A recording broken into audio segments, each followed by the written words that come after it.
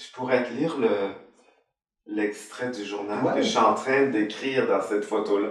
C'est ça. Oui. C'est vraiment toi. On va voir ça quelque part ici. C'est bien doux dans le jardin derrière chez Claire. Claire habite au premier étage de la maison de son amie Lorraine Saint-Mas. Je lis Visions of Gérard de Jack Kerouac à Lowell, à quelques rues de ces lieux-là. Un chien aboie, une tourterelle volette. Je suis assis sous un beau pommier, un arbre de pommes, aux pommes piquées. Il y a des pommes tombées sur la pelouse, une qui vient juste de tomber. Il y a le cri métallique d'un jet, le bruit sourd d'une télé, le bruit comme d'une goutte qui dégoûte. Je lis par bribes. Je regarde la carte de Lowell. Claire se demandait pourquoi je voulais acheter une carte de Lowell. J'ai convaincu Claire de manger dehors ce soir. Ce matin, sa fille Janine est venue nous chercher pour visiter les moulins de Lowell. Market Mill, Boots Mill, la peine, la peine. Le bruit d'un ustensile qui teinte contre une assiette. Passer d'un monde à l'autre, de l'exquise maison Nouvelle-Angleterre des Moreaux de Lewiston, au décor vieillot et chargé de clair, avec ses relents de campagne québécoise. Maria Barry, la sœur de Clara, ma grand-mère paternelle, et la mère de Claire, repose au cimetière Saint-Joseph de Chelmsford, au sud-est de Lowell.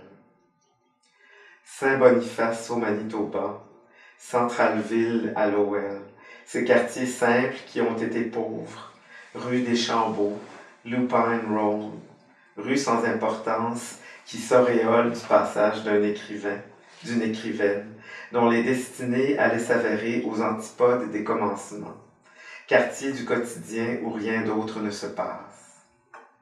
Rencontre fortuite de Léo, le frère de Claire et oncle de Janine, qu'elle ne voit à peu près jamais.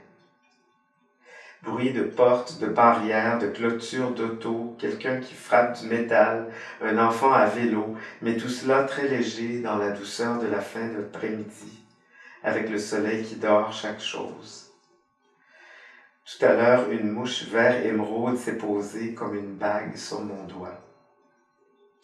C'est à peine si je commence à écrire, à décanter ce que je vis, depuis 4 jours pleins qui m'ont semblé comme autant de semaines.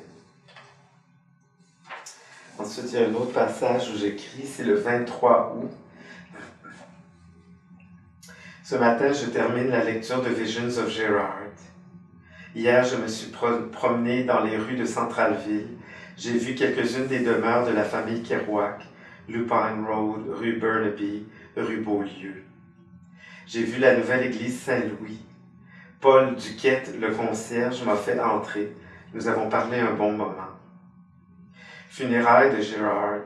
Hier aussi, il y avait des funérailles à l'église Sainte-Jeanne d'Arc, ancienne paroisse de Claire, une autre église de sous-sol. Jack Kerouac, on ne l'imagine pas vieillir. Aujourd'hui, il aurait le même âge que mon père, 74 ans. Les pommes tombent autour de moi, comme Isaac Newton.